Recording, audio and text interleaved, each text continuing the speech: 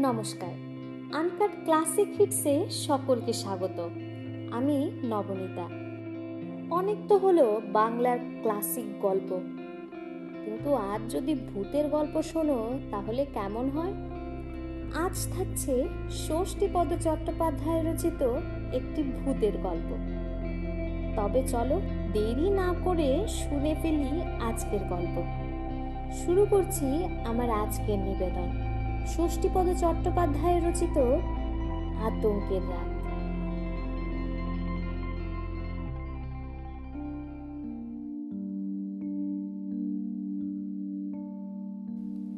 সেদিন সকাল থেকেই মুষলধারায় বৃষ্টি হচ্ছিল। পথঘাট জলে ডুবে গিয়েছিল একেবারে। যানবাহন চলাচল বিপর্যস্ত হয়ে পড়েছিল। অফিস কামাই করে ঘরে বসেছিলাম। হঠাৎ সন্ধেবেলা অবনী এসে হাজির। ওর চুল উস্কো খুস্কো, চোখ দুটো লাল, কতদিন দাড়ি কামায়নি। বললাম, কি ব্যাপার রে? অবনী একটি কথাও না বলে আমার ঘরে ঢুকে সোফায় গা এলিয়ে চুপচাপ বসে রইল। অবনী আমার বন্ধু, ও একজন প্রেস ফটোগ্রাফার। বিভিন্ন কাগজে ওর তোলা ফটো ছাপা হয়। খুব স্মার্ট ও সুদর্শন যুবক। ত্রিবেণীতে গঙ্গার ধারে ওদের নিজেদের বাড়ি, সেখানেই থাকে এবং ডেইলি প্যাসেঞ্জারি করে। অবনীর ওই রকম চেহারা দেখে বললাম, তোর কি হয়েছে অবনী? এ কি চেহারা তোর? অবনী তার করুণ চোখ দুটি তুলে আমার দিকে তাকিয়ে বলল, আমি বোধহয় বেশি দিন বাঁচবো না রে। কেন, হঠাৎ এরকম মনে হওয়ার মানে? অবনী বলল, তুই ভূত বিশ্বাস করিস? না, তবে ভূতের নামে আমি ভয় পাই, কিন্তু চাক্ষুষ দেখিনি বলে বিশ্বাস করি না। বাড়িতে আমি একদম টিকতে পারছি না। আজ কিছুদিন হলো আমার ঘরে অদ্ভুত সব কাণ্ড হয়ে যাচ্ছে। আমার এত ভয় করছে যে মনে হচ্ছে আমি আত্মহত্যা করি। ওর কথায় শিউরে উঠলাম আমি। বললাম, ছি অবনী, ও কথা মুখেই আনতে নেই। কাপুরুষের মতো আত্মহত্যা করতে যাবে কেন? অবনী হঠাৎ বলল, আচ্ছা, আমি পাগল হয়ে যাইনি তো? আমি বললাম, মনে হচ্ছে তাই হয়েছিস। যাক, তোর ভাই কি করছে? সে মাস 2 হলো দুর্গাপুরে চাকরি পেয়ে চলে গেছে। তুই তাহলে বাড়িতে একা? হ্যাঁ, কিন্তু বিশ্বাস কর, আজ কিছুদিন হলো ও বাড়িতে আমি কিছুতেই থাকতে পারছি না। আমার বড় ভয় করছে। ওখানে আমি প্রতি রাতে আরো একজনের অস্তিত্ব অনুভব করছি। কে সে? তা জানি না, তবে সে যে অশরীরী তা আমি বুঝতে পারি। আমি নিজেই তখন স্টোভে জল গরম করে চা বসালাম। তারপর 2 বন্ধুতে চা খেয়ে একটু আয়েশ করে গুছিয়ে বসলাম। অবনী বলল, আমি ভাবছি কিছুদিন তোর এখানে থাকবো। তোর কোনো অসুবিধে হবে না তো? না না, অসুবিধে হবে কেন? তবে আমার মনে হয় তোর আমার কাছে থাকার চেয়ে আমারই বরং তোর ওখানে থাকা ভালো। খবরদার, ওখানে কোনো মানুষ থাকতে পারে না। তুইও পারবি না। আমার মতো তুইও তাহলে পাগল হয়ে যাবি। আমি ভাবছি ও বাড়িটা বিক্রি করে অন্য কোথাও চলে যাব। তোর ভাই আপত্তি করবে না? বোধহয় না। ওকে সব কথা জানিয়ে চিঠি দিয়েছি। সামনের মাসে ও সোজা তোর এখানে চলে আসবে। তারপর এইখানে বসে আলোচনার পর যা হয় একটা কিছু ঠিক করে নেব। ও বাড়িতে তোরা কতদিন আছিস? ওটা তো আমাদের পৈতৃক বাড়ি। আমার বা আমার ভাইয়ের জন্মই ও বাড়িতে। এর আগে আর কখনো ওরকম অস্তিত্ব অনুভব করেছিস? না, কখনো না, এমনকি দিন 15 আগেও না। আমি কিছুক্ষণ গুম হয়ে বসে রইলাম। তারপর বললাম, ঠিক কি কি হয় বলতো? অবনী একবার হাতের ঘড়িটা দেখলো, তারপর বলল, তুই যখন নিজেই যেতে চাইছিস তখন আমার মনে হয় আমার কথা না শুনে সবকিছু তোর নিজের চোখেই দেখা বা অনুভব করা ভালো। কেননা আমার সব কথা তুই বিশ্বাস করবি কিনা তা তো জানি না, তবে তুই গেলে আমি খুব খুশি হব। কেননা আমিও দেখতে চাই আমার ঘরে আরো একজনের উপস্থিতি সত্ত্বেও ওসব ঘটে কিনা। যদি যাস তো এক্ষুনি চল, লাস্ট ট্রেনটা পেয়ে যাব তাহলে। আমি বললাম, না, আজ এই দুর্যোগের রাতে নয়, কাল সকালে বরং যাব।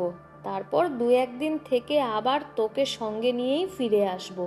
যতদিন তোর ভাই না আসে ততদিন তুই আমার কাছেই থাকবি। এ অবস্থায় তোকে একা থাকতে দেওয়া ঠিক হবে না। অবনী বলল, তাহলে খুব ভালো হয় রে। আমার এখন মাথার ঠিক নেই, আমার ভালো মন্দর ভার এখন তোর হাতেই ছেড়ে দিলাম। তবে এও জেনে রাখিস, আমি আর কোনোদিনই একা থাকতে পারবো না। সব সময়ের জন্য আমার একজন সঙ্গী অবশ্যই চাই। এরপর আমরা দুজনে অনেক রাত পর্যন্ত গল্প করে কাটালাম। আলু ভাজা আর গরম লুচি খেয়ে পাশাপাশি শুয়ে পড়লাম দুজনে। শোয়ার পরেই ঘুম যখন ভাঙলো তখন বেশ সকাল হয়ে গেছে। ঘুম থেকে উঠে অবনী বলল, ওহ, কতদিন যে এমন আরামে ঘুমোইনি।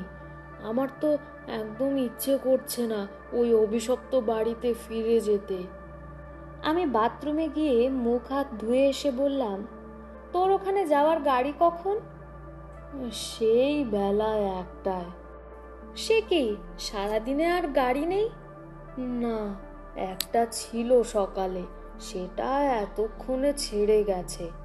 তা যাক, বেলা 1টার গাড়িই সই। দুপুরে খেয়ে দিয়ে দুজনে হাওড়া স্টেশনে এলাম। তারপর 12 হাওড়া প্যাসেঞ্জারে 3টের মধ্যেই ত্রিবেণী।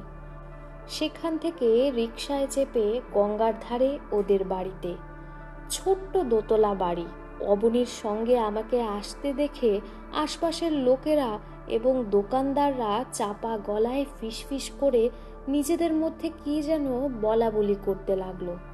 আমি তখনকার মতো আর চোখে সব কিছু দেখে নিলাম। তারপর অবনীদের বাড়িতে গিয়ে দোতলায় ওর শোয়ার ঘরে ঢুকলাম।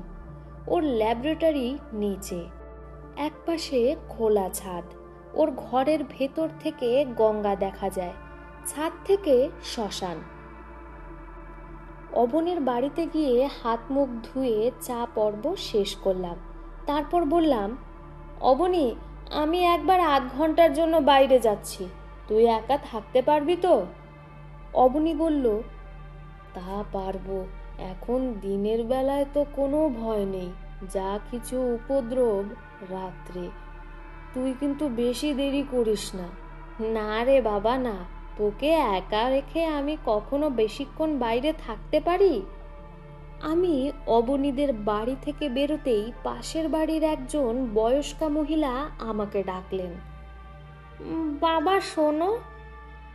আমি কাছে গেলে তিনি বললেন, তুমি অবনীর কে হও? আমি ওর বন্ধু হই। কেন বলুন তো? তুমি এসেছো খুব ভালোই হয়েছে। হঠাৎ কি যে হলো ছেলেটার, মাঝরাত্রির হলেই চিৎকার করবে আর ঘরময় ছুটোছুটি করবে। আমার মনে হচ্ছে কেউ কিছু খাইয়ে দিয়ে মাথাটা খারাপ করে দিয়েছে ওর। তুমি বাবা ওর ভাইকে একটা খবর দাও, আর পারো তো কোনো মানসিক রোগীর ডাক্তার দেখাও। আমি সেই জন্যই এসেছি মা। বেশ করেছো বাবা, বেশ করেছো। ভদ্রমহিলার কাছ থেকে বিদায় নিয়ে আমি সেই দোকানগুলোর কাছে এলাম, যেখানে একটু আগেই ওকে দেখে সকলে ফিসফিস করে কি সব বলা বলি করছিল। আমি তাদের কাছে গিয়ে বললাম, আচ্ছা, আপনারা তো অবনীকে চেনেন, আমার বন্ধু হয়। একটু আগে আপনারা ওকে দেখে কি সব যেন ফিসফিস করে বলছিলেন, সেই জন্য আমি আপনাদের কাছে এসেছি। কি ব্যাপার বলুন তো?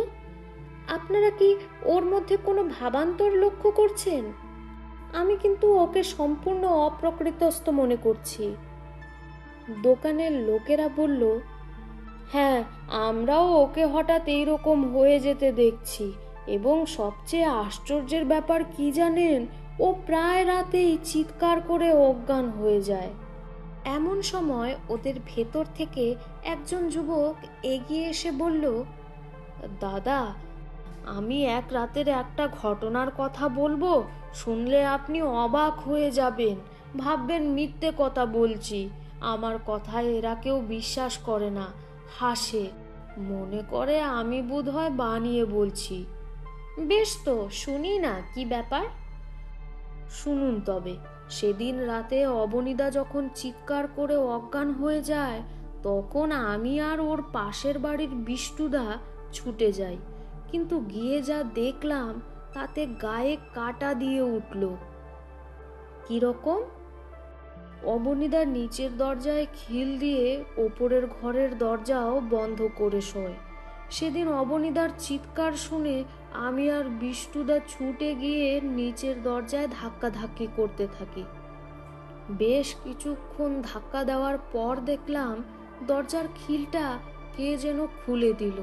আমরা তরতর করে সিঁড়ি বেয়ে উপরে উঠে গিয়ে উপরের দরজায় ধাক্কা দিলাম। অবনীদার সাড়া নেই। তারপর হঠাৎ যেন জাদু মন্ত্র বলে ওপরের ঘরের দরজাটাও খুলে গেল। আমরা ভিতরে ঢুকে দেখলাম অবনীদাও অজ্ঞান হয়ে পড়ে আছে। এখন আমার প্রশ্ন হচ্ছে এই, বাড়িতে অবনীদা একা থাকে, সে বাড়ির বন্ধ খিল আমাদের ধাক্কাধাক্কির পর খুলে দিল কে? আমি অবাক হয়ে বললাম, স্ট্রেঞ্জ। যুবকটি বলল, অথচ আমি বা বিষ্টুদার এই কথা এখানকার কেউ বিশ্বাসই করতে চায় না। আমি বললাম, দেখুন, আপনার কথা কেউ বিশ্বাস করুক আর না করুক, আমি করছি। তাই বলছি, আজ রাত্রে আপনাদের ভেতর থেকে একজনও যদি কেউ আমাদের কাছে থাকেন তাহলে খুব ভালো হয়। আজ রাত্রে আমি নিজের চোখে দেখতে চাই এখানে কি হয় না হয়। কিন্তু না, আমার কথায় রাজি হলো না কেউ। সবাই বলল, না দাদা, ও বাড়িতে রাত্রিবাস কিছুতেই করছি না। বলা যায় না, যদি সত্যি ভৌতিক ব্যাপার কিছু হয় তাহলে কার কোপ কার ঘাড়ে চাপে। তবে হ্যাঁ, যদি সেরকম ভয়াবহ কিছু দেখেন তাহলে চেঁচিয়ে ডাকবেন আমাদের। আমরা একজন নয়, সবাই ছুটে যাব। আর পারেন তো দরজার খিলটা খুলে রাখবেন। আমি আচ্ছা বলে চলে এলাম। আমি যখন ফিরে এলাম তখন দেখি অবনী ছাদের আলসের ধারে চুপচাপ দাঁড়িয়ে আছে। আমি এসে বললাম, কিরে, একা থাকতে ভয় করিনি তো? অবনী ঘাড় নেড়ে বলল, না, তবে মনে খুব একটা সাহসও পাচ্ছিলাম না, তাই বদ্ধ ঘরে না থেকে খোলা ছাদে এসে বসে আছি। বেশ করেছিস। এখন চল দেখি, গঙ্গার ধার থেকে একটু বেরিয়ে আসি।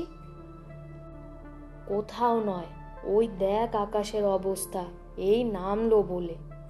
তাহলে চল, ঘরে বসে রাতের খাওয়াটা তৈরি করা যাক। কি খাবি বল? স্রেফ ডিমের ঝোল আর গরম ভাত। আমরা দুজনে ঘরে ঢুকে স্টোভ ধরিয়ে ভাত বসালাম। সন্ধে উত্তীর্ণ হয়ে রাত্রি হলো। ভাত হয়ে গেলে ডিম সেদ্ধ বসাচ্ছি, তেমন সময় শুরু হলো প্রবল বর্ষণ। সে কি প্রচণ্ড বৃষ্টি! গতকালের রেকর্ড বৃষ্টিকেও যেন হার মানায়। এরই মধ্যে আমি জিজ্ঞেস করলাম, অন্যদিন কি এমন সময় উৎপাত আরম্ভ হয়? কোনো ঠিক নেই, কখনো সন্ধ্যের পর থেকেই হয়, কখনো মাঝরাতে। অবশ্য তুই থাকার জন্য যদি না হয় তাহলে আলাদা কথা। আমি নিজের মনেই নানা রকম কল্পনা করতে লাগলাম, এখানে কি ঘটে না ঘটে তাই নিয়ে। অবনী এখনো পর্যন্ত আমাকে কিছুই বলেনি। রাত তখন 10টা। এ পর্যন্ত সময়টা বেশ নিরুপদ্রবেই কাটল। আমি আর অবনী একই তক্তপোষে একই বিছানায় দুজনে পাশাপাশি শুলাম। শুয়ে গল্প করছি, এমন সময় হঠাৎ লোডশেডিং হয়ে গেল। আর সঙ্গে সঙ্গে অবনী আমার কাছ ঘেঁষে সরে এসে বলল, এইবার এইবার সে আসবে, নিশ্চয়ই আসবে। কে কে আসবে? অবনী চিৎকার করে উঠল, ওই ওই তো সে, ওই দেখ। আমি শুয়ে শুয়েই জানলার দিকে তাকালাম। দেখলাম জানলার ঘষা কাছে ফ্রক পরা 14-15 বছরের একটি কিশোরী মেয়ে এলো চুলে ঠেস দিয়ে দাঁড়িয়ে আছে। আমি কঠিন গলায় বললাম, কে তুমি? মেয়েটি নিরুত্তর। এমন সময় ফুস করে একটা দেশলাই জ্বালার শব্দ হলো।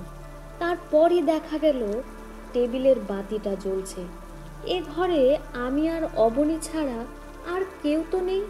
তাহলে কে জ্বাললো এই বাতি? কে কে সেই অশরীরী? ততক্ষণে ছায়ামূর্তি মিলিয়ে গেছে। আমরা দুজনেই ভয়ে কাঠ। চারদিক নিস্তব্ধ, নিঝুম। অবনী যেন নীল হয়ে গেছে। আমার সারা শরীর ঘেমে উঠল। এমন সময় দেখতে পেলাম একটা হাত সেই বাতিটা তুলে নিল, নিয়ে দরজার কাছ পর্যন্ত গেল। তারপর কোমল গলার একটি ডাক শোনা গেল, এসো। আমি অবনীকে বললাম, আয় তো দেখি, কোথায় নিয়ে যায় ও দেখি। অবনী বলল, না না, খেপেছিস? ও আমায় রোজ ওইভাবে ডাকে, আমি যাই না। আয় আয় বলছি। আমার বড় ভয় করছে। ভয় কি? আজ তুই একা নয়, আমি তো আছি সঙ্গে, আয়। আমি প্রায় জোর করেই ওর হাত ধরে টেনে তুললাম। তারপর টর্চটা নিয়ে দরজার দিকে এগোলাম। দরজার খিল আপনা থেকেই খুলে দরজাটা 2 পার্ট হয়ে গেল। আলো আমাদের পথ দেখিয়ে চলল। সিঁড়ি দিয়ে নিচে নামলো আলোটা। তারপর নিচের ঘরের দরজার কাছে গেল। যে ঘরে অবনীর ল্যাবরেটরি, সেই ঘরের কাছে থামলো আলোটা। ঘরে তালা দেওয়া ছিল, তালাটা আপনিই খুলে গেল। আমরা দুজনেই ঘরে ঢুকলাম। বাতিটা টেবিলের উপর রেখে হাতটা অদৃশ্য হয়ে গেল। আর কারো অস্তিত্ব রইল না সেখানে। আমি বললাম, কি হলো? কথা কও, কথা কইছো না কেন? বলো তুমি কে? অবনী যেন পাথর। আমারও হাত পা অবশ হয়ে আসছে। এমন সময় শুনতে পেলাম সেই কিশোরীর কণ্ঠস্বর, আমাকে কেন এখানে নিয়ে এসেছো? আমাকে মুক্তি দাও, আমাকে বন্দি করে রেখো না, তোমাদের দুটি পায়ে পড়ি। আমি ভয়ে ভয়েই বললাম, কে তুমি? আমি শ্যামা। তুমি কোথায়? কে তোমাকে বন্দি করে রেখেছে? আমাকে দেখতে পাচ্ছ না? এই তো আমি এখানে। কণ্ঠস্বর শুনে ঘরের কোণের দিকে তাকিয়ে দেখলাম সেই কিশোরীর জ্যোৎস্নার মতো হালকা শরীর অন্ধকারে ফুটে উঠল। কি করুণ তার মুখ! সে একটু একটু করে তার ছায়া শরীর নিয়ে অবনীর টেবিলের দিকে এগিয়ে গেল। তারপর ড্রয়ার টেনে একটা খাম বের করে টেবিলের উপর রাখল। রেখেই আবার মিলিয়ে গেল অন্ধকারে।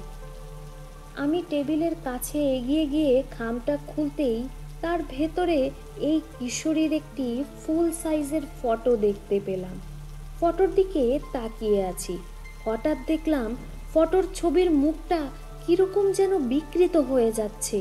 ঠোঁট দুটো কাঁপছে, চোখ দুটো ঠেলে বেরিয়ে আসছে। উফ, কি বীভৎস দৃশ্য! আরও দেখলাম ছবির গলার উপর একটা মোটা শক্ত দড়ির দাগ ফুটে উঠেছে ক্রমশ। এক সময় ফটোর ভেতর থেকে মেয়েটি চিৎকার করে বলে উঠল, এখনো হাঁ করে দাঁড়িয়ে দেখছো কি? আমার কষ্ট হচ্ছে না বুঝি? আমি যে আর সহ্য করতে পারছি না। তোমরা এখনই এটাকে নষ্ট করে দাও, ছিঁড়ে কুটি কুটি করে আগুনে পুড়িয়ে দাও। আমি বললাম, তাহলেই কি তোমার মুক্তি হবে?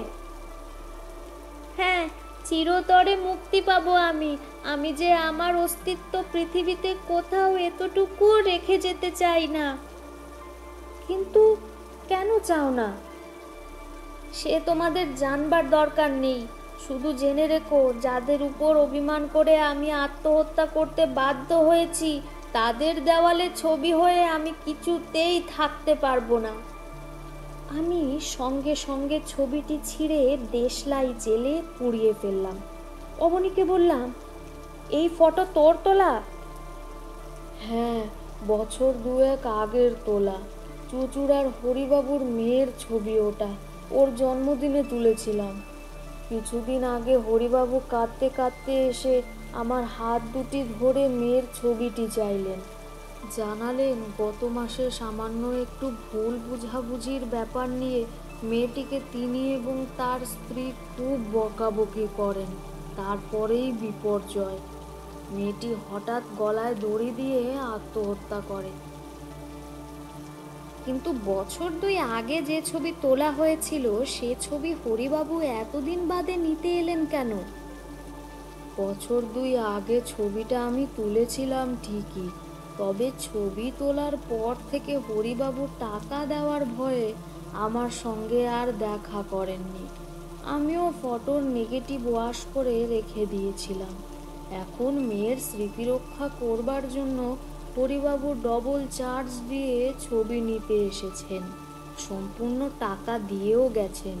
কিন্তু মুশকিল হলো, হরিবাবুর কাছ থেকে টাকা নিয়ে নেগেটিভটা কোথাও আমি খুঁজে পাচ্ছিলাম না। অবশেষে অনেক খোঁজাখুঁজির পর নেগেটিভ পেলাম। কিন্তু নেগেটিভ থেকে এই ফটো তৈরি করতে গিয়েই যত বিপত্তি। বারবার নেগেটিভের ভেতর থেকে ফটোর ভেতরে থাকা মেয়েটি আমায় শাসাতে থাকে, ভয় দেখায়। সেই জন্য নিচের ঘরে ঢোকাই আজকাল আমি বন্ধ করে দিয়েছিলাম। সেই নেগেটিভটা আছে? আছে। দেখি। অবনী নেগেটিভটা আমার হাতে দিতেই আমি সেটাকেও অগ্নিদগ্ধ করলাম। তারপর ধীরে ধীরে টর্চের আলোয় পথ দেখে দরজা বন্ধ করে ওপরে এলাম। সারা রাত ঘুম এলো না। শুয়ে শুয়ে অনেক গল্প করলাম দুজনে। বৃষ্টির বেগও কমলো। ভোরবেলা চা করে খেলাম। ভোরের আগে কারেন্টও এসে গেল। অবনীকে বললাম, আজ একবার সময় মতো হরিবাবুকে টাকাটা তুই ফেরত দিয়ে আসবি, কেমন? বলবি নেগেটিভটা হারিয়ে গেছে। অবনী বলল, নিশ্চয়ই। এরপরও অবনীর বাড়িতে আমি দিন 10 ছিলাম, কিন্তু না, সে রাতের পর থেকে আর কোনো উপদ্রবী ও বাড়িতে হয়নি, এখনো না। গল্পটি এখানেই শেষ হলো। কেমন লাগলো আজকের গল্পটি? গল্প ভালো লেগে থাকলে গল্পকে লাইক ও চ্যানেলটিকে সাবস্ক্রাইব করে দিতে ভুলবেন না। আর নতুন কোন কোন গল্প শুনতে চান সেটাও কমেন্ট বক্সে লিখে জানাবেন। এবার তাহলে বিদায় নিচ্ছি। নতুন গল্প নিয়ে ফিরে আসবো আবার পরের শুক্রবার। ততদিন সবাই খুব ভালো থাকবেন। শুভরাত্রি।